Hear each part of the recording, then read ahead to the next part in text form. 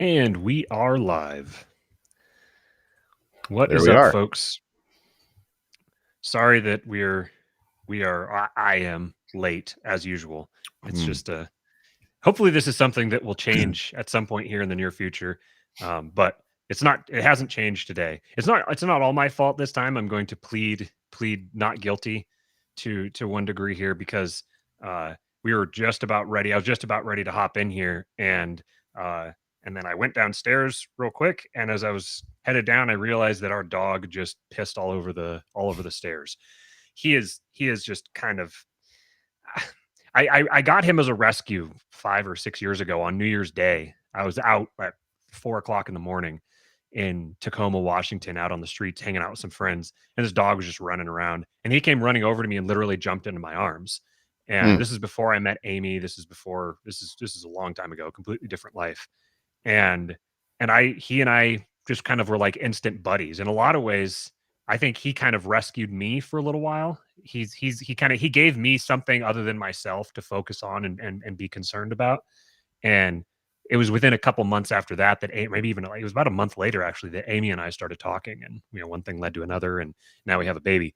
And he's like Yada yada he yada, and then we had a baby. right. So he's been a very important part of my life. But just, I don't know, 2 or 3 years ago, we were living in this apartment, and just one day, he just decided that the dishwasher made him freak out. Every time he would start the dishwasher, he would just start getting up and pacing around and scratching and acting like a weirdo. And just since then, his whole behavior has all just gone downhill, and he's just getting worse and worse. And it's like he's not even the same dog anymore. And I just don't have the bandwidth to deal with Hmm. a super neurotic weirdo dog that is, I mean, he's spoiled as hell. He gets tons of long walks every day. He's got special food. We give him um uh, like purified water. We don't give him tap water because his skin will get all messed up, and he's just yeah. So anyways, so I'm right on the verge of like do we put him down? Do we give him away? Like what do we do with the dog in this situation? Have you Because it's tried becoming too much. Paloma Verde CBD? I haven't. I guess I could try. I guess I could try that with him. I just don't want to spend any more money on him. What kind of dog is it? He's some kind of a mix of some sort. He's all black, and he Hmm. kind of has a little bit of pit to his face, sort of. But he's about 45 or 50 pounds, and he acts like a cattle dog. He tries to herd, and he Hmm. runs around with his nose like sniffing everything. He's very high strung. But he's smart. Someone had trained him, whoever had him before. And if you talk to him, he doesn't do it as much as he used to. But if you talk to him, he'll kind of like tilt his head back and forth and listen to you. He used to be super cute. Now he's just a pain in the ass. Well, I know Bucks had some success with CBD and his bulldog. So Yeah. and he had some serious health issues there for a while. Mine are, if anything, I would probably give him a Percocet just to calm him down a little bit. But no, they're a little bit too healthy. Some kratom. Yeah, yeah, yeah. Yeah. Yeah. I want my son to grow up with a dog. Like I want my son to have a little buddy, but the dog just kind of won't really give him the time of day. He doesn't handle him very well. Hmm. And when he does, like if he ever goes near him, he often like just ends up bowling him over and knocking him flying, and is Interesting. just super awkward and weird. So I don't know. He's not the same dog. If he was like this, I wouldn't have kept him in the first place. But now I still feel like an obligation to him. Right. He's at the end of the day, he's a dog. So I can't hold him to too high of a standard, but I also I need to be judicious in what I'm spending all my time and energy on, and I just don't have the bandwidth for a high maintenance dog right now. Well, But I just want to start off by really pissing off any libertarians that are listening. We'll just get it right to the chase and say my dogs are, especially my bulldog, which is like my dog, and the other one's Taya's dog, but if they're ours, that dog Bruin is like a savior, like literally saved my life. They are my children. Like I can't think of them as like property other than the way you would treat a child that way. Like mm, you have the responsibility, you know, like they're no one else's. I don't share them with the community. Like I always think in my head, the reason that I don't have kids is because I would fucking kill somebody if they mess with my kids. I would kill them. I probably wouldn't make it past their third birthday before I murdered somebody. And for what would probably be like a ridiculous thing to do, you know, like, so I'll have these dreams sometimes where like a cop busts down the door and comes in and shoots my dog, and I'll wake up in like a violent cold sweat, like trying to strangle somebody. And I don't. Well, now it sounds like you're trying to bait libertarians. You're trying to make them think you're on their side. Well, like to be everly confusing to everybody, you know. Never know what direction I'm going to come at them from. What's up, people? Some good people in the chat already. Carlos says he doesn't want me to make him feel like an antichrist. So I hopefully we don't make you feel like an antichrist today. I don't know what's made you feel like an antichrist before, so I'll try not to. But well, you either are one or you're not, man. You can't make you feel like one. Yeah, you got to go whole hog. Yeah, one or the other. So anyone who's listened to the show for any length of time, I'm sure you know who Adam Patrick is.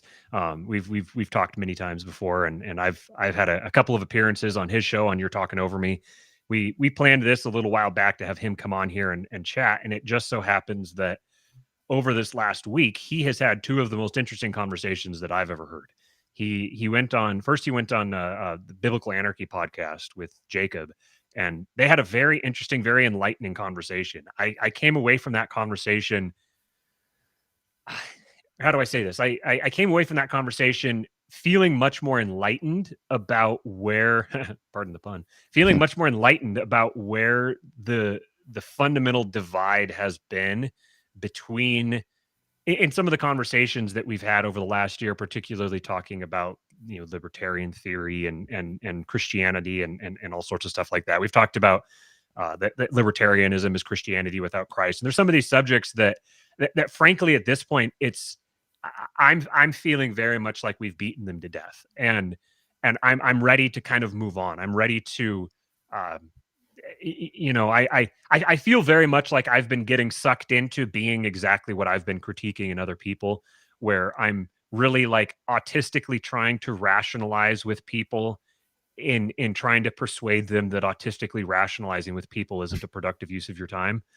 And so part of the going forward, you guys are gonna on Thursday, Steven and I are gonna do another little live show here, and we'll kind of talk about some of the things we're thinking about. And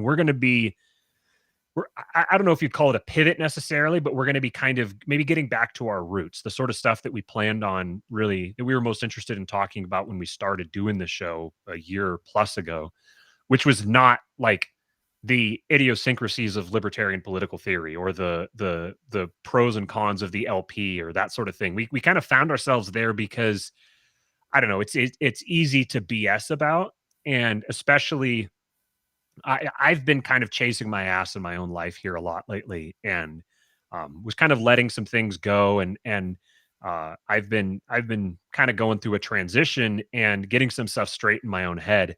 And so we haven't really prepared for a show ever. We might kind of maybe say, hey, on Monday we should talk about such and such or something like that. But for the most part, we would just kind of show up at the time that we said we were going to go live, banter back and forth for a minute, come up with what we wanted to talk about, and then go live and just kind of riff off the top of our heads.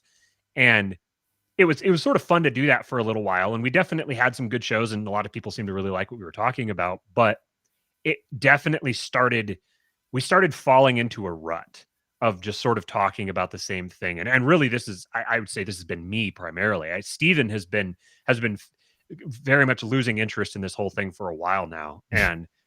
But I've been negligent in my own life and in preparing for the show and really trying to be proactive about determining the direction that we're going rather than letting us be kind of dragged in a direction.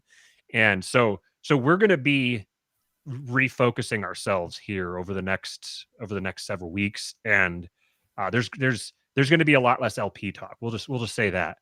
I think I've heard enough conversations recently among different people to be very confident in saying that any effort spent on the LP or against the LP is not time well spent. It's just, there's much bigger, better things to focus on and talk about. And as I go through this transitionary period with myself, uh, I'm refocusing myself spiritually and and then physically as well. I've really let myself go physically and haven't been taking good care of my own health, haven't been developing good habits, and have just been reacting. Really, that's the biggest thing is I've just been reacting to life rather than making life react to me.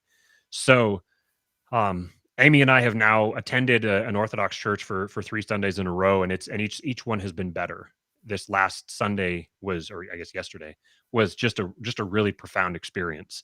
We're blessed enough to be 20 minutes from St. Andrew Orthodox Church in Riverside, which is the church that is pastored by Father Josiah Trenum. Which, if anybody has ever spent any time looking up orthodoxy on YouTube, you've probably come across either his interviews or his talks on his channel, Patristic Nectar. He is just an absolute, just a wonderful, wonderful human being. Absolutely brilliant, just bold, just a very bold speaker of the truth. And I've been feeling very inspired by that. And then we had two conversations back to back. The first one was the one we had with Cyprian, where we went for 4 hours, and I just sat here having my mind blown. And at the end of it, I just felt really powerfully convicted that I had a lot of clarity about where I needed to go personally in my own life. I'd been struggling with some things related to stuff with the show and just in general. And I didn't want to acknowledge the truth that was staring me in the eye. And I hadn't had any conversation. Stephen was the one who set up the conversation with Cyprian. He was the one who they had that conversation started without me. I just showed up and was involved in it. And the entire time Cyprian was speaking directly to my soul. It felt like the Spirit of God being channeled through him, speaking directly to me. And then we followed that up with a conversation with Josh Rayner. And Josh talking about health and really the big thing with him was raw milk. He got me started on drinking raw milk, and I've noticed a distinct difference in my life since I started it. I mean, raw milk is genuinely a superfood in my opinion. So all of these things have sort of started layering on themselves, and just a switch kind of flipped for me. And so I have a I don't know if it's a confession, but something to kind of I'm going to be vulnerable about something here with my where I've been in my life right now. So I just quit smoking weed, just cold turkey about 3 days ago, I think, and that's kind of a significant thing for me because I've been using it significantly for 5-6 years. I had a couple of back injuries when I was younger, and I was working for a moving company when I met Amy, but was working for a moving company before then, and I was taking 8 ibuprofen in the morning and 8 again in the afternoon just to cope with the pain. Holy shit! Yeah, and I was working with a guy who had just gotten out of rehab, and he was like, "Dude, you are turning your insides into mush. Mm-hmm. You can't. He's like, just smoke weed." And I was like, but yeah, it's not good for you, all these different things.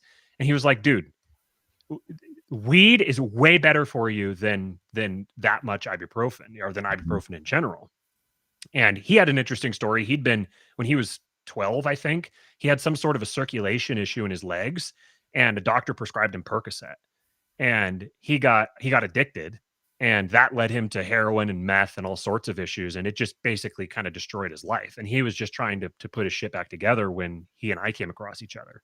So I've never seen somebody who consumed weed in so many formats that much, but for him it was basically the only thing he could do to keep himself from getting back into the real bad stuff. So he got me started, and it made a huge difference. And I've barely taken ibuprofen ever since. It helped a lot with a lot of things. But what I've been discovering over the last year or two is that I have a hard time thinking without it. If I'm sober, then I feel like there's like a membrane I can't break through, where I can't connect thoughts together, and I can't reason from cause to effect well enough. So every single time I've ever done this show, I've gotten myself super stoned just beforehand, and I've done the show very stoned.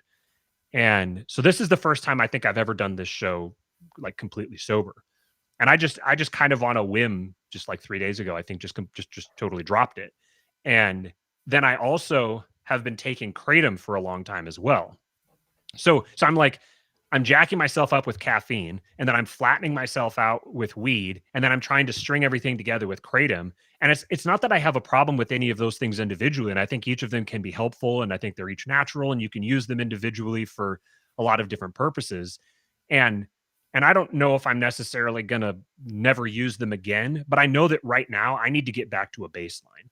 I need to I need to feel what it's like to be me again. And it's going to be painful for a while because number one, the issues of just detoxifying myself from those things, but then also the issues that led me to using them in the first place. A lot of chronic nerve pain, fibromyalgia is something that runs in my family. I've got a couple back injuries that are they're hereditary. My dad has the same issues, so these are.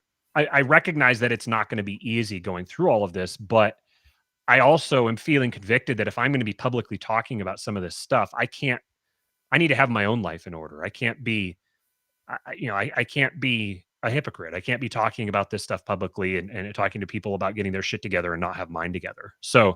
Uh, so that's kind of, that might give you a little bit of a clue of maybe some of the directions that we'll be going with the show, moving forward. But I'd also recommend to you if you are interested, if this sort of thing seems interesting to you, and especially the stuff that we talk about today and some of the stuff that Steven and I talk about on Thursday, if it's of interest to you, I would really recommend that you join our supporting listeners group. Just go to subscribestar.com/kingpilled. It'll get you added to our Discord, our private Discord channel. And we have some really interesting conversations there. There's some of the smartest people I've ever met are in that Discord, just dropping knowledge bombs all the time.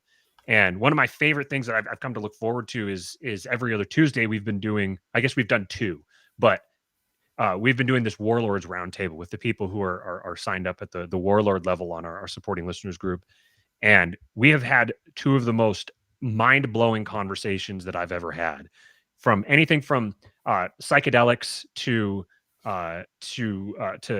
just like general spirituality to quantum mechanics to uh, um, symbology and numerology, all those sorts of things. That's kind of the stuff that ancient history. Those are the sorts of things that really kind of get me going. Jungian psychology.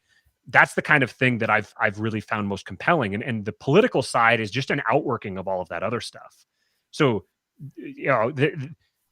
that's where the real action is at, in my opinion. And those are the things that I found the most interesting. So that's something that I'm looking forward to talking about and focusing on more going forward. And Stephen and I were talking about some really interesting projects that we want to work on and some stuff we want to do here in the future. So all that being said, let me thank our sponsor for the stream here real quick, because this is something that I am not stopping. That one thing that I'm very grateful for, which is Paloma Verde CBD. Just before we went live here, I gave myself a little bit of the little bit of CBD oil here, and this is good stuff. This is very good stuff, and it's interesting with all that other stuff starting to filter its way out of my system and kind of returning myself to like a baseline of I guess you'd say sobriety. I have been noticing far more the positive effects of the CBD in, especially with the nerve pains. If you haven't experienced nervous system dysfunction before, I wouldn't wish it on anybody. Last night I was laying in bed trying to sleep, and I normally I just go, I take a bunch of kratoms before I go to bed, and I get myself super stoned and then knock out.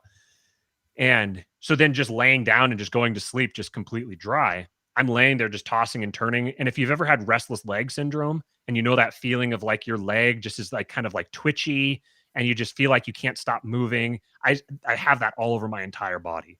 I'm just like twitchy and just aching, really, really uncomfortable. So I got up finally in the middle of the night and I took a little bit of the CBD oil, and I don't even remember laying back down again. It flattened everything out really quickly, and I went right to sleep. And then of course the thing that I always say about it, super vivid dreams. I started having crazy vivid dreams right after I took it. So Carlos is in the chat. Carlos and Vanessa. They've got two beautiful little girls. They just had their second one, and she's now home from the NICU, which is really great to hear. They're very good people. I got to meet them when I was down in Texas last month. So we're very happy to support them. This is a family-owned business and it's very, very good quality CBD stuff. So go to palomaverdecbd.com. You can use promo code KING and you'll get 25% off any order over $75. Definitely use promo code KING because we cannot tolerate there's multiple different people that have multiple different promo codes for Paloma Verde, and there's no reason why promo code KING shouldn't be the most used one, because it's clearly it's like King is clearly the best. It needs to be the King. So if you, by doing that, you can support us and you can support a great family-owned business, and we appreciate you guys for that. So okay, whole intro out of the way. All that being said, Adam, why don't you tell us a little bit about, so we call this episode Avoiding the Left-Hand Path. So for anybody who doesn't know what the left-hand path means, give us just a quick primer on the left-hand versus right-hand path. And then I don't know exactly where you want to focus this, given the conversations that you had with Jacob and with James. But I guess maybe kind of summarize those conversations and then take us in a new direction. Bless us with knowledge. Yeah, no pressure. Yeah, right. Weed? Maybe no. Yeah. And do some 3-foot bong rips like back in high school. Yeah. It's so weird when you use the word sober, just because I was in the bar and restaurant industry for a decade and a half. And when I hear that, I think about abusing alcohol. I never think of it when it came to I haven't smoked weed since the 90s, but I mean, I would never think of as sober as that's interesting. It's just a weird perspective coming from, being hammered every day for 10 years. But, well, no, that's kind of good, right? Because what's the left-hand path? I think we tried to describe that when I was talking to James, but really it's about kind of tying in what Cyprian said with what Jacob and I talked about and James and I talked about. And I realized I probably got this from Cyprian when I was saying to James that it's not a metaphor. I think I probably got that phrasing from listening to him talk. And it's kind of and you mentioned Jung too, right? So the statement, people don't have ideas, ideas have people. And I kind of this all started coming together talking to Jacob when I realized that we weren't talking about the same thing. We weren't having the same conversation with each other, which is not a fault of either of us. It was necessary that we had that conversation for me to realize how misaimed I was in what I think is still a correct critique. But anyway, we can get into that later. But the idea that there you go. There's spirits or entities or powers and principalities or angels or the universe, man, out there, and we don't really invent things, right? We don't come up with ideas. We don't invent stuff. That everything exists as it is, and we either discover it or figure out a way to combine things into something that's useful for us. And a good example, I think we were talking about electricity, James and I said, we didn't invent electricity. We just discovered ways to use it that benefit us, right? This light bulb over here, the Zoom call. And really, I think everything's like that. So I would always use that as a metaphor, but now I just kind of have adapted myself to believing it's real, that there's whatever out there, and it can either guide you in a harmful direction or it can guide you in a helpful direction. And defining that as, are you moving toward the light, God, the right-hand path, or demonic possession, Satan, evil, darkness, the left-hand path? And that, I didn't define that. If you look at Crowley and the Golden Dawn and Kabbalah, they are actively trying to seek some sort of spiritual help to manifest their own internal desires, right? It's all about, what can I do to be more powerful? What can I do to affect change or something? Whereas if you move on the right hand path, or what we would call God or light, it's really not about you. It's really about accepting something in and letting it change you. And you see this in the Bible, you see it in the Quran, you see it in Sufism. There's a different feeling, right? I don't know how to describe the opposite of ego or selfishness. I don't know what that is really. I could say selflessness, but it's not really the same thing. It's like a peace, like an inner peace that comes to you that, I mean, I don't think Aleister Crowley was going after inner peace, having orgies and, channeling and writing the book of the law, right? Do what thou wilt. So, I don't know how to define it really, how to separate the two, but you clearly see two paths. You don't see a middle ground. You don't see 8 paths, right? And they're always aligned. They're always moving in those two directions. They're never, half of one and half of the other. It's not really a thing. And so we can look at COVID, Church of Woke, this new religion we saw develop over the last, 2 years. It seems pretty left-hand path to me. And then some of us are going on our own journeys because we don't like that. We don't find that acceptable. And if you are trying to move on the path of light or the path of good or the right-hand path, you would then very necessarily want to do the opposite of what your enemy is doing. It seems to align very well with Christianity, specifically Orthodox Christianity. And what I realized during the conversation with Jacob, and this is not on him because clearly he doesn't or hasn't come to this realization himself, and that's totally fine. It takes a lot of time, I think. And, our journey, you and I, Matt, it's not over yet either.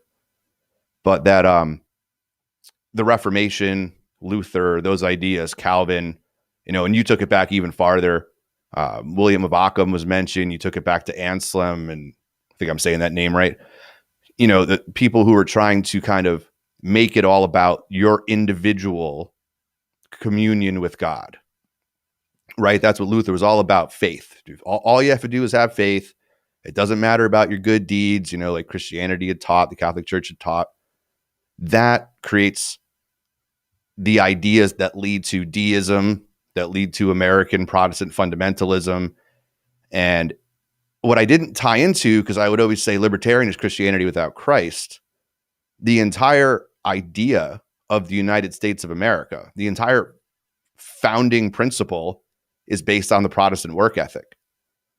So libertarianism is, at its core, the total distillation of the very thing, the very idea that founded the United States of America.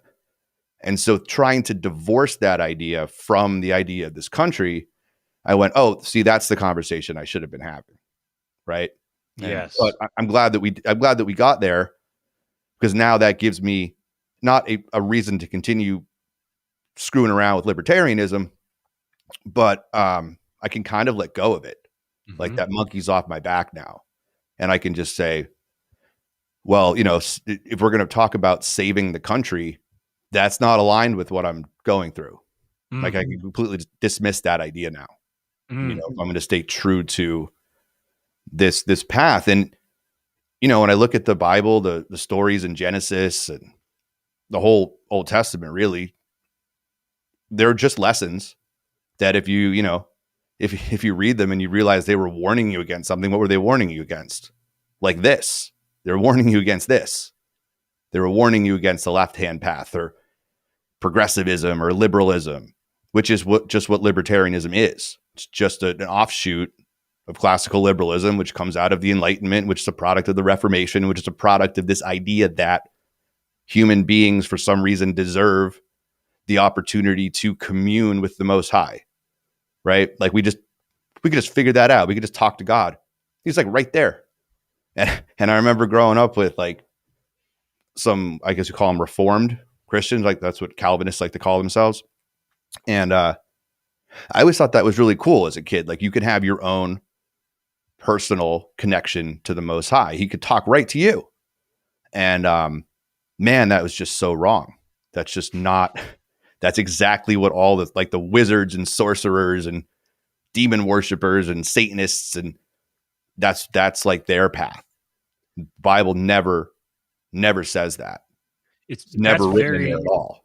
that's very, very interesting because I one of the things that led me down this path was uh I started reading Moldbug, which is interesting because a a secular atheist Jew was the first person to really clue me into the fact that modern American culture, the American state, the whole ethos of liberalism is fundamentally Christian. It not just that it's influenced by Christianity, but that it speaking like taxonomically or genealogically, it is irreducibly Christian. It looks at the world the way that a Christian does. It has a Christian view of the world.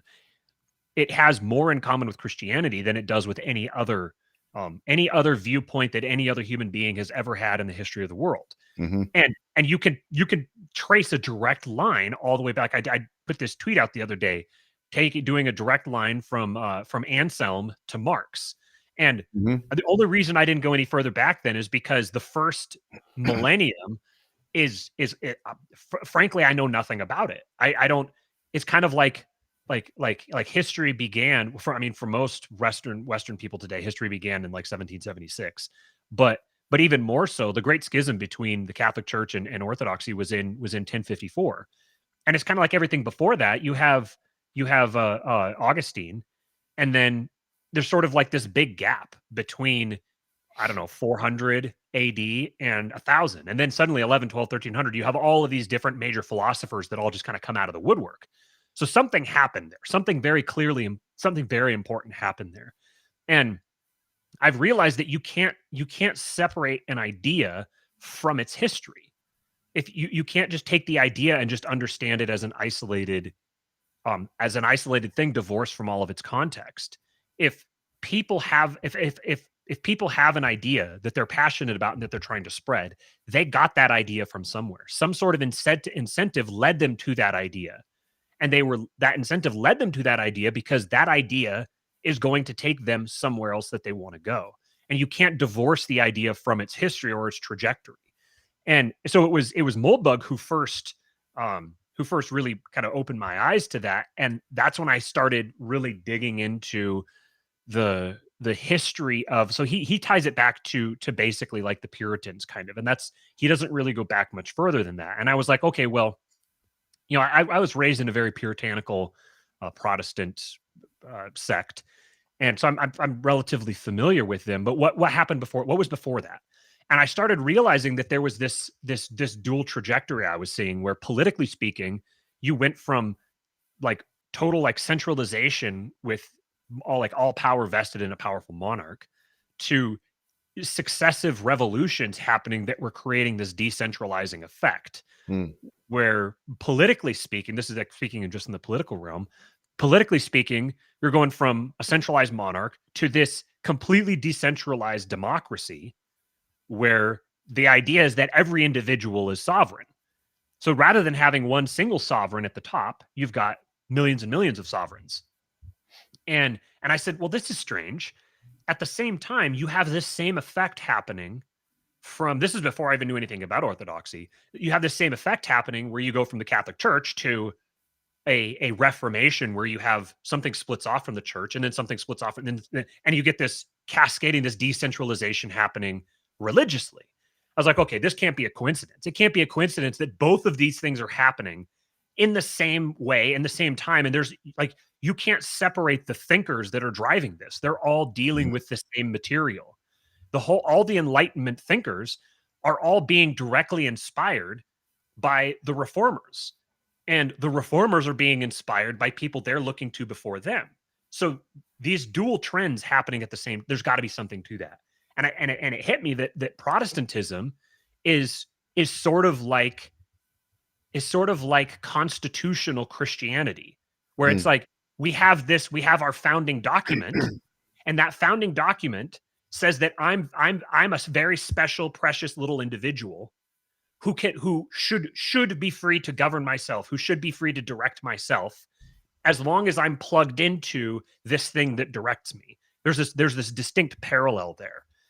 And that's what so I grew up Seventh-day Adventist, and Seventh-day Adventists literally believe that the Catholic Church is the Antichrist. They believe that the like this would be the doctrinal position of the church, that the beast in Revelation is the Catholic Church, broadly speaking, and with the Pope as its figurehead.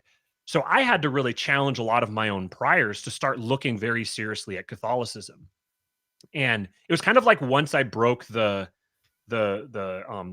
once I broke the mind mold on centralized power, politically speaking, and I realized that it's inevitable and it's actually desirable in a lot of contexts. It made me look at Christianity differently. That ultimately led me to orthodoxy, and so I started listening to this Orthodox podcast called Lord of Spirits, which I've mentioned on here a whole bunch of times, and I still will recommend it to people because even though there's some intra orthodoxy drama related to the organization that produces Lord of Spirits, but so far everything that I've encountered on the podcast is very good. I haven't encountered anything sketchy, so I'll still recommend it to people. And it basically what they're doing is they're digging into the how to say this simply. They're looking at the Old Testament from the viewpoint of primarily the Old Testament, from the viewpoint with the spiritual worldview of someone who was alive at the time of Christ and the way they would have viewed the world around them and the understanding that they would have had, which is an understanding that's largely lost by us today. And then even especially going back to the time that like when Moses was given the 10 Commandments and then they built the tabernacle and at that time, people who lived then viewed the world around them very differently than we do now. And there's this instinct for due to the whole Whig view of history and everything, there's this instinct for modern people to see themselves as the ones who were the enlightened, the progressive, the knowledgeable ones, and those were a bunch of backwards hillbillies that just didn't really, they saw a tornado and they just thought, oh, this must be a god, and so they worshipped it, and which is if you do just the tiniest little bit of study, you realize that that's genuinely pretty preposterous. And actually, in a lot of ways, I think that they were the enlightened ones, and we're the dumb ones. They were the ones who were much closer to the actual fabric of reality than we are now. I think that there's, we've gained while they've lost, and they had stuff that we don't have, and we have stuff they didn't have. But anyway, so there's a long way of saying that what you were just talking about this idea of a personal connection with God, and that it's like, I can bring God to my level and connect with him and have a personal relationship with him. And it's all about me. It's all about my experience and my really like my personal gratification. This is actually idolatry in the literal sense, as it was understood, like when the Old Testament was written. The laws about idolatry, what they were a reference to was pagan cultures at the time. The way that the pagan cultures functioned with respect to gods was they said, we have to build these images so that our gods can have a physical body in the real world. We have to create these images so our gods can come embody them. And we're going to take the god and we're going to trap him and we're going to bring him down here and get him to do what we want. So we're gonna induce him to come. We're gonna come try to like bribe him and get him to come to our area in our thing that we've built for our purposes, and try to like bribe and negotiate with him so that he'll do what we want and that we will survive.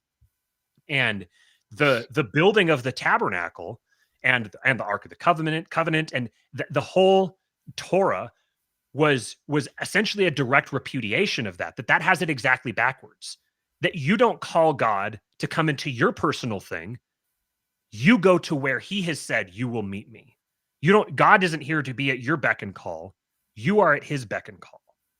And that understanding of idolatry, I realized that modern Western Christianity is really in a lot of ways it's very idolatrous in that way. This idea of having this individual relationship, and like it's a personal God, that God will connect with you personally, but he's given you a prescription for how he will connect with you, and he'll connect with you through the tradition of his holy church. He's not going to connect with you. He's not going to come at your beck and call. It's not you sit down and, oh, please God, here, come do this thing for me, and and I'm just going to sit down and I'm just going to kind of riff off and just chat with them and have a conversation and just, I'm going to go meet the holy mighty God, creator of the universe, and I'm just going to go have my conversation with him and just like chit chat.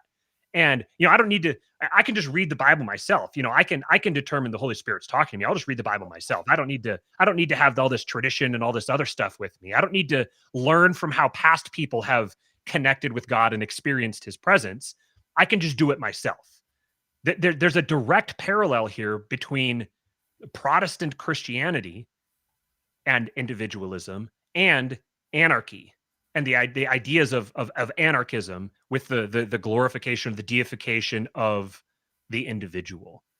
So that was you mentioned something about basically relating to God on your own terms, and it triggered that thought with me about idolatry, and that's literally what it wasn't that they were worshiping an image and that it was bad to worship the image. It's that they created the image because they were saying, rather than listen, God said, meet me here and engage with me on these terms. And when you do that, I will have a personal relationship with you. And instead they're saying, well, we want something from you, so we're going to take you on our terms, put you in our place. We're going to try to call you down into our thing that we've made and try to have you meet us on our terms. Yeah. And, and the Bible is pretty particular about this, that, what they're doing, bringing their gods down into the thing, is so lazy, right? You don't have to put any work into that. And when you're looking around at what's difficult, for example, maybe, you're not going to do your 3-foot bong rips anymore, Matthew. That, there are certain things that are difficult for a reason, Mm-hmm. and meeting God where he is. I mean, look at the time Moses spent in the desert. I mean, his people just wanted to go back. We just had it so much better in slavery. I mean, at least we got to eat. Like out here, it's so much work. And he's like, well, you have to put in the work.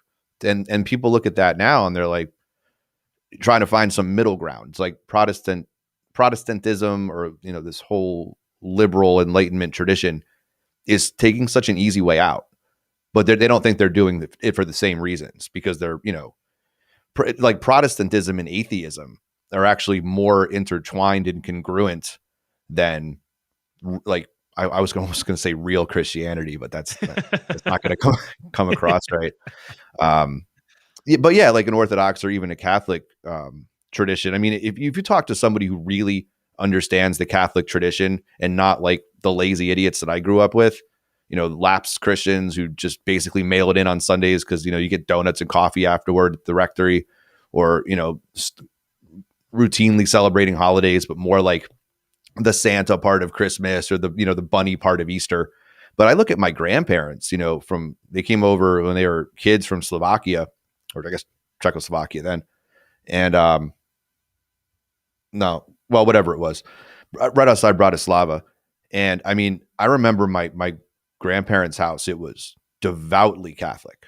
I mean, they prayed the rosary, every night. Like, I remember my grandmother walking me through the Hail Mary and the Glory Be and the Our Father, and this is how you say it, and this is how you do it, and you have to do it every night and say your prayers. And I mean, they took church on Sunday super seriously, very, very into it. And I kind of looked at my upbringing. I was in Catholic school and then a member of that parish, K-8. I mean, I don't know. I don't remember anyone being super into it. Like, we went, we did stuff. And I'm sure I got a better education than if I'd gone to the public school down the road. But so I just didn't have a good experience with that growing up. And so I tended to err on the, it's all the same. Like, I knew Reformed Protestants growing up too. It was all the same. It was just easy to be atheist. So I kind of understand when you see that as somebody who calls himself an atheist, then it's easy to just say this is all nonsense. People don't believe in what they're doing, but then realizing like the atheist tradition actually comes from the same place. Like, they're born from the same place as the people they're critiquing, right? Where their atheism is a product of the Enlightenment. I mean, was there anybody in the Bible who just randomly didn't believe in anything? I mean, that can't, or, belief in anything is ridiculous. A sky fairy, I don't believe, I believe in me. It was like, what? Like, where did that come from? That wasn't a thing then. And then hearing that Martin Luther was not just directly influenced by, but one of his biggest influencers was William of Ockham, which I didn't know until Caleb sent me that video or put that video on Twitter. And I'm like, and then we had the chat going on, and you were talking about the other two guys that I can't remember. But they both start with the greatest letter ever, which is A. There's Anselm and then Abelard. Yeah, there you go. Perfect. Anselm and yeah, sounds like they're Abbott and Costello routine. Yeah, they're like the precursors of they're like the precursors of rationalism, really. Mm-hmm. And sort of like this idea of being able to rationalize your way to Christ. And so Right. they ended up being very influential on Aquinas, which led to the Thomist tradition and Aristotelianism within Catholicism. And what it comes back to, the thing that kind of ties all this together is this discounting, like you're talking about, this discounting of the mystical or the material or the spiritual. It's a discounting or a diminution of it, and an emphasis on the material, on just this material world, which is interesting. I was just listening to I started listening to this book called God is a Man of War, which is written by Father Stephen DeYoung, who is the one of the hosts of Lord of Spirits. And one thing that he pointed out is that he's going through talking about the Old Testament God, and there's people that talk about, oh, the Old Testament God was a tyrant because he killed these people and or had the Israelites go wipe out groups of people, and there's all sorts of nuance and mistranslations and stuff that have really driven that understanding of the Bible, that the Old Testament God was some sort of a brutal tyrant, and then the New Testament God is all about mercy and grace. But one thing that he emphasized was that I can't remember the exact terms because he wasn't using this material mystical dichotomy necessarily, but he was he was emphasizing how if you are overly fixated on the material world, on the physical material world. I mean, a bunch of what really drove the Reformation was the early parts of the Reformation was stuff about the Eucharist. And, is the Eucharist really the body and blood of Christ, or is it figuratively? Is it a metaphor? Is it just a nice ritual? Is there something like that was one of the, what split a lot of the early magisterial reformers was stuff related to the Eucharist. And what he said is that if your emphasis is on this physical material world, then the idea of someone dying is horrifying. This is like this is like the worst thing imaginable. This is the worst case scenario when someone dies. But given what the Bible teaches about death, it's actually, in many cases, someone's death is a blessing because we aren't restricted to just this physical material world. Dying is often an end of suffering. And it's been just so profoundly transformative to me to view the Bible, view the biblical narrative through the eyes of an apostolic tradition, because it's so incredibly different from the. I don't want to be too derogatory, because another thing that Orthodoxy really emphasizes is not being like antagonistic or derogatory toward whatever tradition brought you to Orthodoxy. That everybody has their path, and not having contempt for where you came from. So I don't want to be overly negative or overly disparaging, but it's just an entirely new view of the world. It was wanting to have a better understanding of the mystical from listening to Cyprian, honestly, that led me to Orthodoxy in the first place. And then realizing that it's a misapprehension of the mystical actually creates a misapprehension of the material. These two things are in permanent tension with each other. You can't have one without the other. And you get like the COVID cult today that is, they're like uber hyper materialist or hyper rationalist. Yet in their behavior, in their actions, they become like some of the most superstitious mystics ever. There was the guy from the Ayn Rand Institute. Oh God, I don't know. What's his name? Someone will put his name in the chat. He's a real peach. He had a conversation with Michael Malice, and Um, and yes, Aaron something. Yaron Brook, Yaron Brook. Yaren Yeah, Brook. That's right. he was talking with Malice and Malice's robot friend. I just spaced on his name as well. The other guy with the podcast who's like an engineer. The other And Jew. they were having Friedman, Lex Friedman. That Lex Friedman. Yeah. They were having this conversation and listening to Yaron Brook. He was like, in his eyes, he was the one who was very down to earth and rational and just all you guys spiritual superstitious people. But if you listen to the words that he was saying, he sounded like a complete mystic, complete like cultic mystic. And this dichotomy between the mystic and the material, there's the dichotomy between the individual and the collective, all the left and the right, man and women. There's all these dichotomies that keep showing up. And I've been realizing that human beings are suckers for dialectics. Human beings get sucked into dialectics, and then they reduce their entire world to that dialectic. And yet, the more you dig into, or the more you dig your heels into the material view, the more of a mystic you become. And then the more you dig into the mystic, the more engaged to the material world you become. Like if you look at like monks on Mount Athos, there are few people who are more directly connected to the fabric of reality. And I tweeted something the other day. First of all, I got to give a shout out to this book here, The Language of Creation by Matthew Pajot. This is Jonathan Pajot's brother. Cooper in the chat is gonna do a jig because I'm bringing this up. He's been preaching this gospel to us for a while now in the Supporting Listeners group, and I've mentioned it a few times on the show, and I keep coming back to it because he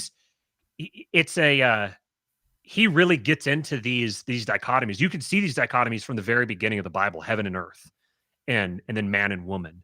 You see these dichotomies, they exist, and then there's microcosms and macrocosms within these fractals within these different dichotomies. But I tweeted the other day, I said, individualism is a psyop. And then I just left it at that because I didn't know how to elaborate on it. I just knew, like, the thought came to me. You were talking about thoughts just appear in your head. The thought came to me. Individualism is a psyop.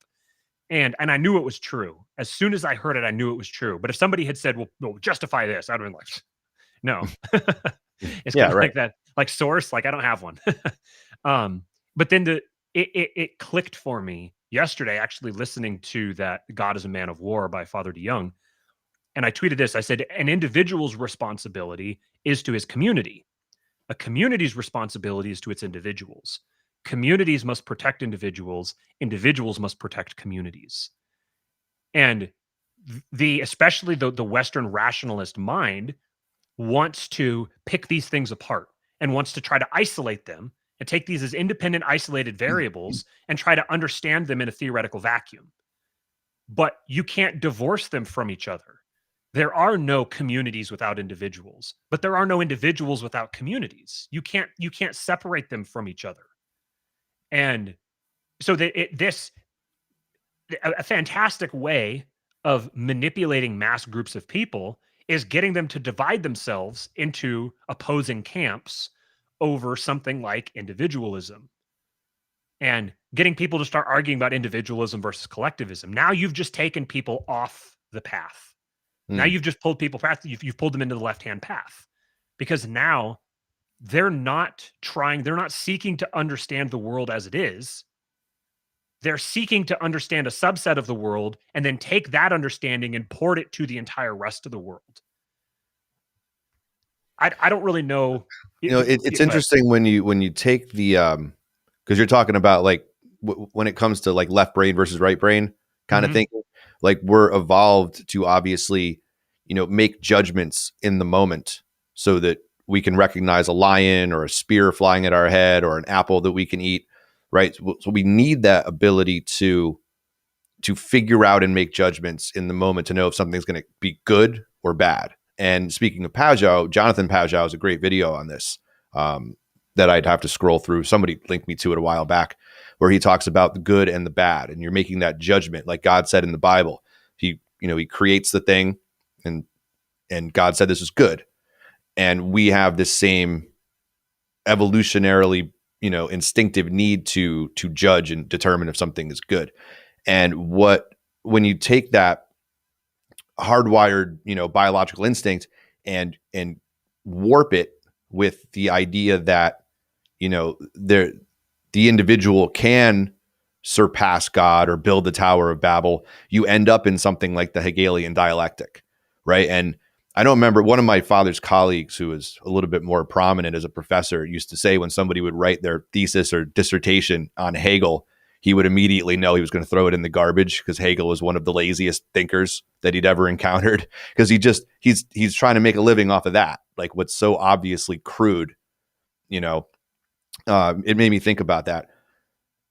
I think that's probably something worth considering, how, we're just doing what we're programmed to do, but the operating language, or maybe like the, what do you call it? The DOS or Microsoft or whatever's running the system, we've corrupted it. So we're actually acting naturally, but in an unnatural operating system.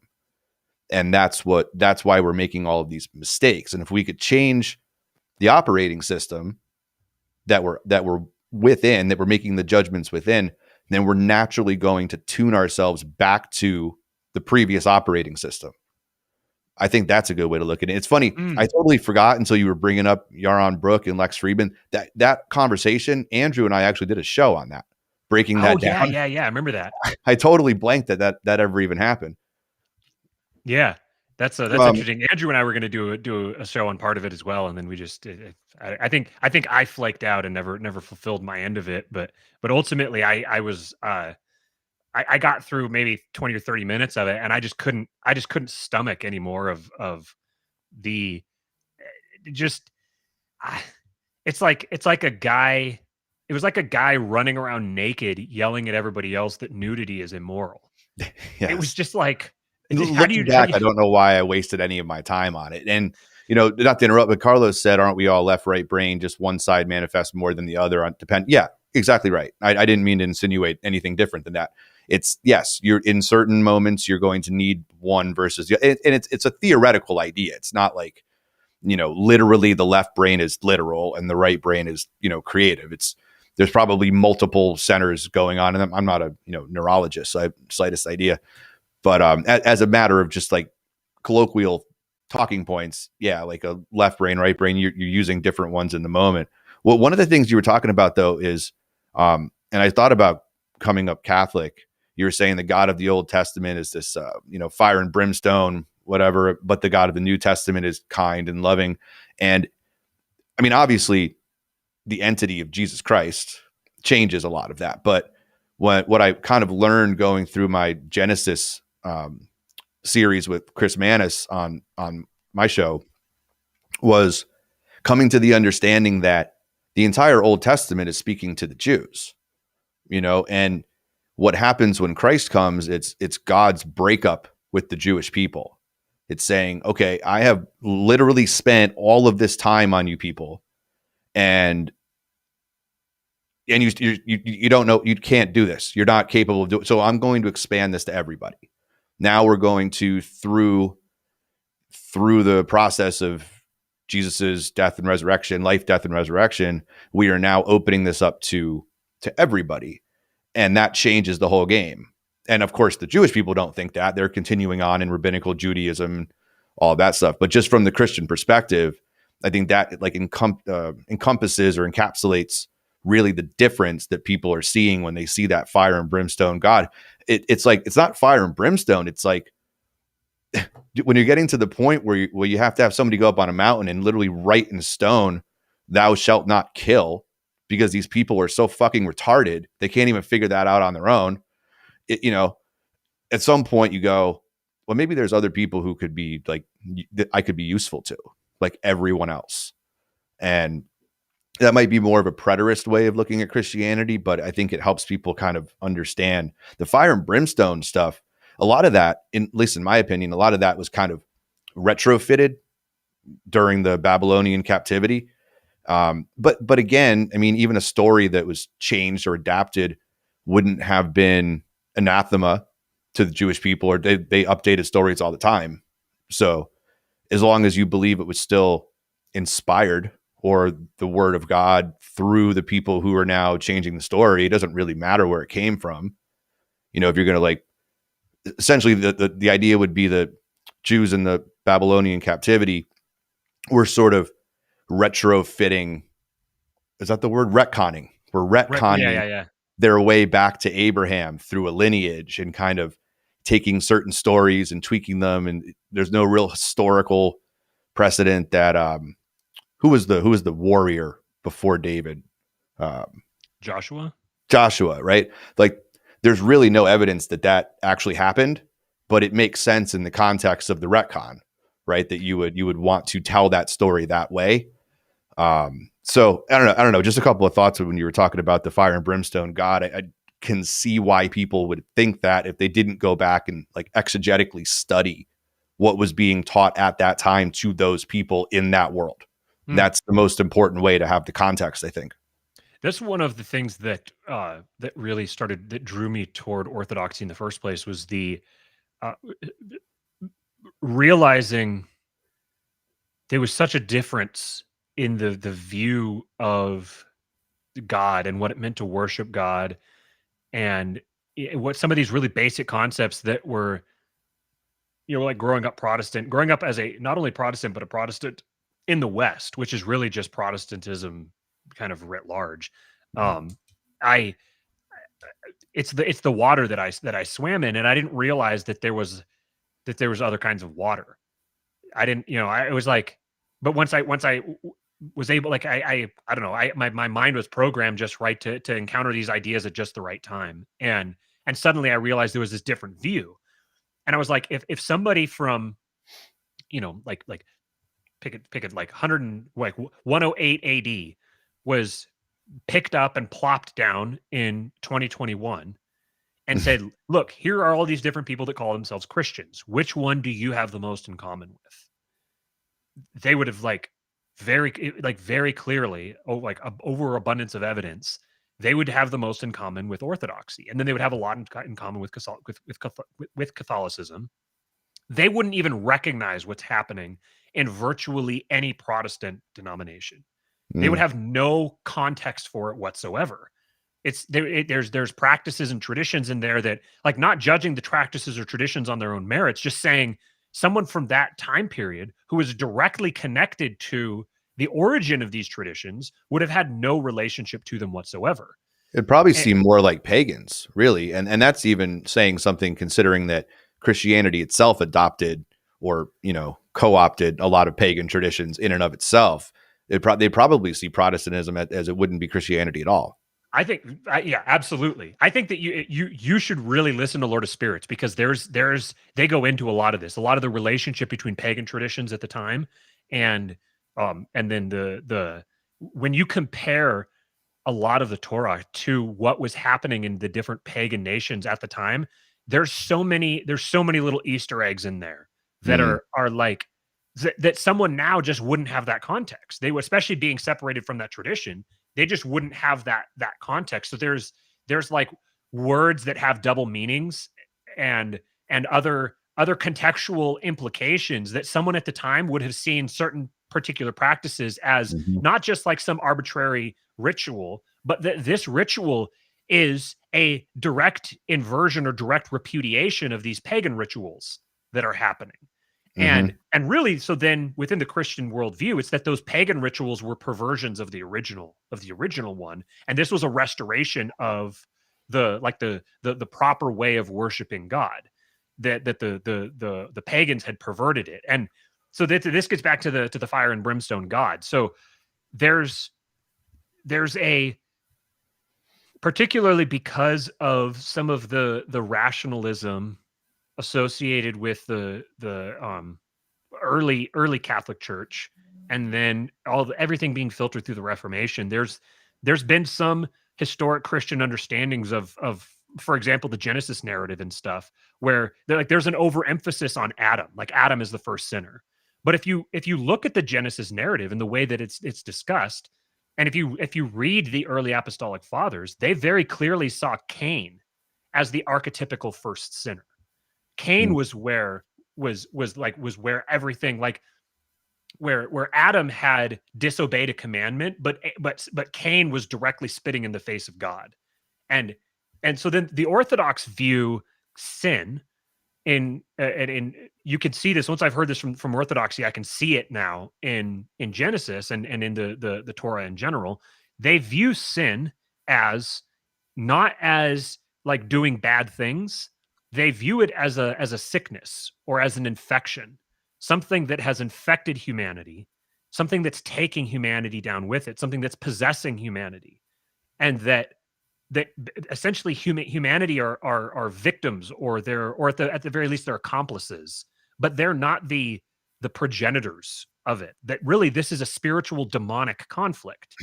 And there's so if you understand what was happening in these other pagan nations at the time, the watchword here is like the giants. There's giants all throughout the Bible. Those giants were actually the term giant there is like a strong man. The way we use strong man today. If you called a guy like a strong man dictator, you're not saying that the guy can like clean and jerk a lot. You know, you're saying that he's a strong man dictator. He's a powerful authoritarian. So in the same sense, giants in the Bible weren't necessarily people who were really, really tall. There may have been people who were really tall, and some of the giants may have been really tall, but that's not the way the word was being used. The way the word was being used was these are essentially the products of ritual sex within pagan temples that produced future kings. And those kings were the embodiment of demonic energy. And then the entire people groups all revolved around ritual cannibalism, pedophilia, child sacrifice, all sorts of like the most horrific stuff imaginable. These were the pagan cultures that were around Abraham. That Abraham was family members of his were a part of this. They were a part of these sorts of rituals. So when God directed Israel to go wipe out these people groups, that's what they were wiping out. They were wiping out entire cultures that were given over to these sorts of completely demonic, corrupt, perverse rituals. But an interesting piece of context here is that a people is defined by the rituals that they participate in. We in the modern era, we don't think of these in quite the same way. But if you think about someone becoming an American, what does that mean? Like if someone becomes an American, they have all these different rituals that they go through, where they they get citizenship. And then like, what is citizenship? Citizenship is like a spiritual status that's granted based on specific actions that you take, and then a particular set of rituals that you embody over and over and over again. So if you go to a people group that are identified by they're the people who have these rituals, and you go abolish all of those rituals, you wipe them all out, and there's no longer a people group that exists built around those rituals. The individual people still exist. You didn't kill the people. You just destroyed the thing that made them a distinct people. And you incorporated them, those who wanted to be, you incorporated them into your tribe, your community. And now they participate in your rituals. You just eliminated that people group. You destroyed them. That doesn't mean that you killed them. It just means that ritual, that defining ritual no longer exists. So there's a degree of that happened in the Bible. And then you had genuinely some people were wiped out. They were killed. But then the understanding of God is of God being the fire and brimstone God that just wiped these people out because they weren't his chosen people. That misses all of that extra context. But then it also is like, well, so women and children were killed. These were just poor innocent women and children. They were women and children who were participating in this culture that was completely given over to the most perverse kinds of sin. And those children were basically doomed to grow up and participate in all of that. So if anything, potentially it was merciful to free them from that life. And if you have a modern Western conception of death, that death is the end of it and there's no, there's nothing after it or something like that, well then, yeah, it might seem like it would be bad to kill those people. But It just goes back to having a um, having a completely different view of the world than the people who initiated the the religion or the worldview that people claim to have now. I don't remember what got us down talking well, about. I was actually thinking when you were saying, does Orthodoxy call the giants Nephilim too, or is that just Yeah, a okay? yeah. They actually orthodoxy is there's a very different emphasis on scripture for orthodoxy. So it's the whole sola scriptura thing is all that's very much a Protestant uh, uh, to the orthodoxy. Sola scriptura would be a Protestant heresy because what they would say is they're like, well, yeah, scripture is like it's not that they're diminishing scripture. It's that how do you interpret the scripture? It's not like it's self evident. It's not like you can just anybody can walking along can just pick up a Bible and then understand. You know, there's all sorts of Mm, translation things where meaning is lost in translation, and there's like colloquial words that meant mhm. different things back then. There's specific concepts that we don't even have in English Right. that other languages have, I made a and note here to make sure that we touch on that, and I wrote down like Semitic to Latin to Germanic, and that especially when you're talking about Hebrew and or any language that doesn't use vowels, right? The words have, and I learned a lot of this through studying Sufism back 20 years ago, that the way they articulate in code, like Aesop's Fables, for example, like no one thinks of that as a book on Sufism, that they were trying to communicate to each other mystically through these ideas, these parables. When you look at it not in English, but have somebody who understands Arabic to go back and explain why is it the what do you call it? Not the weasel, not the gopher, whatever the animal they use, why they picked that particular animal is because it's the same root letters that yeah, correspond to the message that they're trying to get across. And in English, you would just see it as a funny, furry little cute thing. And, oh, Aesop's so adorable for the little lesson that he's teaching, Bobby and Kelly over here. But that wasn't what they were getting at. And really looking at the Bible and I've tried to listen to people who could break this down. Like Karen Armstrong is really good in her books about breaking down kind of the idea of Hebrew and how you lose a lot in the translation to Latin or even and Greek, but you lose so much more when it was being written to the German people, what Luther did, right? hmm And then that's obviously English being Germanic language. Now you have English is a very literal language, right? It doesn't really matter the context. Like it's just telling you what it's telling you. And it's probably the way the Bible was written, the language it was written in, the people it was written to, probably shouldn't have ever gotten to this language. It probably shouldn't. It probably the people who were that Luther thought were trying to keep the word of God from the common folk. There was like a reason they were hmm trying to do that because yes, they had already played that game of telephone a couple of rounds, but they knew if it ever got to the point where, every Dick and Jane out there could access this without having the proper guidance, without having a spiritual father or somebody there to help you along the path, is very much like instead of going down to Costa Rica and participating in an ayahuasca experiment with a shaman, you just went over behind the Rite Aid down the road and got a little fucking mother ayahuasca from some crackhead and just decided like, I'll figure this out on my ride home, right. and there's something very important with that. And so when I hear people talk about their spiritual father in Orthodoxy, um, that seems to me like that's how that was intended to be done. Right. Assuming, of course, that the person who's doing that has the same context that I just laid out, and they're not just some guy, which it doesn't Right. sound like that's the case. Like Catholicism doesn't really have that. You might have, I think when you go through confirmation, there's somebody who's like kind of mentoring you. I don't remember because I basically mailed it in through all the sacraments, but I don't recall having anybody like that. You just One of kind the of go to biggest the things that class and. the apostolic tradition is one of the key parts of, like in the Nicene Creed, one holy Catholic and apostolic church. The apostolic tradition is really, I think, what the Orthodox see as really defining them. Because so if I go down to St. Andrew and go meet with Father Josiah, he could sit me down and he could detail to me the genealogy from his spiritual father and his spiritual father, spiritual father, and his spiritual father, spiritual father, spiritual father, all the way back to one of the apostles.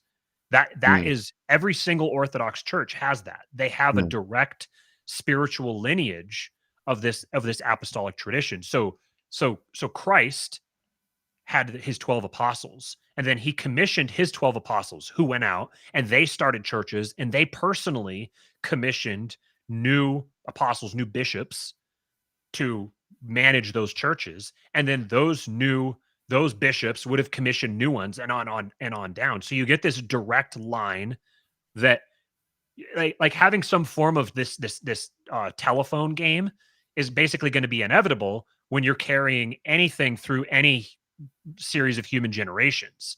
It's like an innate part of the human experience. So mm. then the purpose of holy tradition, or the idea of holy tradition in Orthodoxy, is that the tradition is the life of the Holy Spirit in the church. That the Holy Spirit is what carries the message from one spiritual father to his children, and then from his children become fathers who have their own spiritual children, and on down. So it's patriarchal, it's hierarchical, it's fractal. You get all of these dynamics are all contained within that apostolic tradition. So, I mean, that's in Catholicism too, though, because To a degree, but Catholicism doesn't have it in the same way. And this right, is right, something right, that I'm getting outside my area of expertise. So sure, I my understanding from what I've heard from multiple different people is that they can do that to some degree, but it gets broken. The chain gets broken in various places with Catholicism, and they haven't been as rigorous about retaining right, that tradition. yeah, Like because within that the Orthodoxy, first time I ever heard that was the Nicene Creed, one mhm, holy Catholic and Apostolic yeah. Church, and I think Orthodoxy, the full name, even uses the word Catholic in it. Yeah, it's little c Catholic. Yeah, so Yeah, Catholic meaning like universal or world. hmm, It's actually not we don't really have the word for it. Again, going back to these kind of right, translation issues, it um the it's interesting you mentioned Semitic languages, because one thing I think a lot of people don't know about Semitic languages is they don't have punctuation and they don't have vowels. hmm. It's just consonants. So like the word Yahweh and Jehovah is the same word. It's just has different vowels plugged in, is kind of estimating like what it might have been. Um, This was in A Case for God, I think, Karen Armstrong book. How because yes, because Jehovah and Yahweh, but the people who understand why Yahweh is the way you say it would have laughed at people using the word Jehovah because it completely mistakes the meaning. Like they would have made fun of them for mm, using it that way. mhm. So that's not just like a it's a very important lost in translation. Like you actually got the word wrong. It's like says something completely different in the context than what you think it is. Yeah, Interesting. exactly right. Yeah. Yep. I know that the word for serpent that's used in the when talking about the serpent who was in the Garden of Eden with Eve, that word that's translated serpent can actually be it's the same thing. It has, all you've got is you've got these consonants. So like if you imagine an American or speaking English, if you took a word and you stripped all the vowels out of it and you just had the consonants, you could think of all the different words that you could put um that you could create with this collection of vowel, or with this collection of consonants, just by Mhm. plugging vowels in different places around them. So the word that's translated serpent could also be translated shining one, or I think the third word is like deceiver, or something like that. So then it's almost like, well, there's almost like a word there's like an intentional word play there, Yes. where the author was meaning all three, used that word deliberately because it means all three. Hmm. It's Yep. serpentine, shining one, and deceiver, and you can understand it in all those ways. and Another and you really have interesting, to and you have to understand right, it in the context that it can mean all three of those things. That's the reason they use it. Exactly. Yeah, exactly right. right. Yep. Another interesting one is the word atonement. So the word that's translated atonement, and I don't remember what it was. This is a point of trivia for me. I'm not a linguist, especially with this ancient stuff. That guy Father DeYoung, he is. He's a um he's the type of guy that like speaks Klingon and speaks like every Tolkien language. He like a total sci-fi geek, but he's taken that whole um he's taken that whole I guess like nerdism, and he's devoted it to studying ancient biblical languages and Semitic languages and stuff. So he just does it kind of just for the fun of it. And he one thing he pointed out in the podcast I was listening to is he said that the word atonement, that was translated atonement, when they were translating the King James version, they were translating from Greek, and they came upon this word and they were like, we don't have any word for this. We don't know what this word means. There's no other usage for it for us to use contextually. So they translated it atonement based on some of the context and stuff and some of the tradition that had gotten to them at that point. But what's interesting is that Greek word was created the same way. So the word atonement was invented for this in English, was invented for this purpose, for this specific, like, immensely significant doctrinal point. They invented a word, an atonement. And the same thing happened when that Greek word was created. The Greek were translating from the original Semitic, I don't remember if it's Hebrew or Aramaic or whatever. They encountered it and they were like, well, we don't have any context for this word. We don't, like, this word isn't used anywhere else. It's only used in this one context. So they invented a word in Greek to carry that tradition forward. So you get this lost in translation twice over now. Mm-hmm.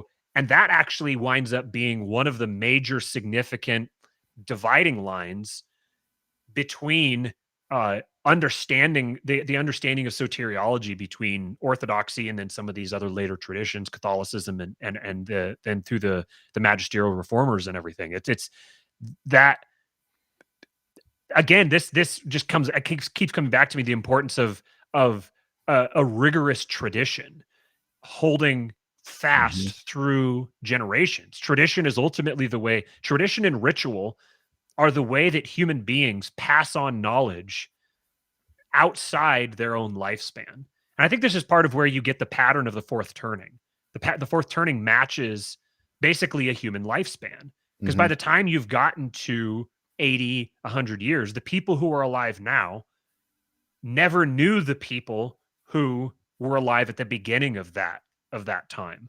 And I really wish that I had a time machine just so I could go back to, at any point in past history and just see what the people are like. Just see what, like, technically we're both human beings, but I would imagine that if they saw me, they would think that I'm an incredibly weak, sickly, pathetic person because of just how much environmental toxicity that I've been exposed to. And even if I wasn't someone who, I mean, I'm out of shape, I'm fat, overweight, I've got all these different issues. Even if you took someone who's just like peak human condition today, and you compared them to someone 1,000 years ago, my guess is that the modern person would look really degenerated from that ancient person, given whether it's chemicals in water or a change in the atmosphere or change in temperature and climate, or all the radio waves from whether it's Wi-Fi or cell towers and all these different things that have environmental things that are very, very slowly toxifying people, where it happens so slowly over generations that you don't actually notice it until if you compared someone now to someone generations ago. Yeah, that's an interesting thing to think about, right? Like not just the fact that you take a CrossFitter and put them back in the, gladiator arena, would they kind of look or approximate the look of a gladiator, but more like skin tone or like the, right. Like even like the elasticity of your actual skin being beaten down by the fact that we spend all of our time indoors and ultraviolet light, and we eat, maybe not everybody does. I'd try not to, but eat like processed food. We don't kill our own food. Right. Most people go to the grocery store and get food. They have no idea where it came from or what's in it. Just assume that the FDA slapped a label on it and got paid off. So it's probably not going to kill me.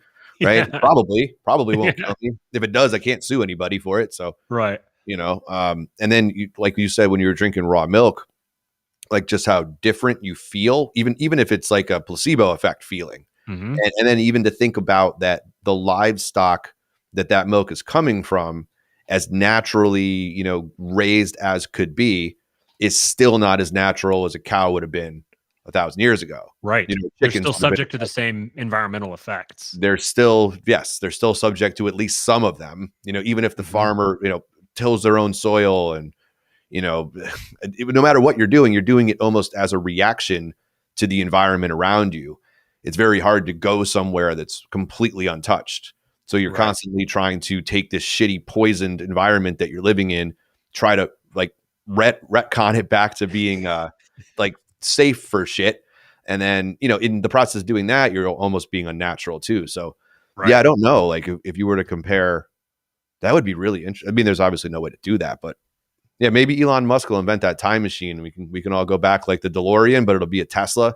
Where we're going, we don't need roads anymore. Yeah, that's great. All right, I know you said that you had a kind of a hard out here. So, do you have anything else that was on your mind, or any other thoughts that have come up? I know you've been writing notes. Do you have anything else you want to get into? No, I think I covered everything that I kind of wanted. It's good. Like I felt like that kind of tied up the two conversations. And I've said about you're talking over me about the show that I would keep doing it as long as I was learning something every episode. And I feel like I still am, and I'm still having conversations where I feel like I'm still moving in a direction. And that, for what it's worth, the people that listen, I very much appreciate people who listen. I don't know why you do. Obviously you get something out of it, but I'm doing it for myself and sharing it with other people. And people have been like, why don't you do this? Why don't you do that with the show? Why don't you do advertising? Why don't you do live streams? And I'm like, cause I don't see it as like an entertainment thing. And I always figured it has a shelf life. At some point, it's just not going to be feasible anymore, or, who's ever like critiquing it on Twitter just becomes uninteresting to me. And I don't want it to ever to feel like it's something I have to do. Like I just went a week without putting a show out. I didn't really think about it. And then I was like, had these two conversations right in a row. And now my brain, like my brain's all now like went from jelly to like organized.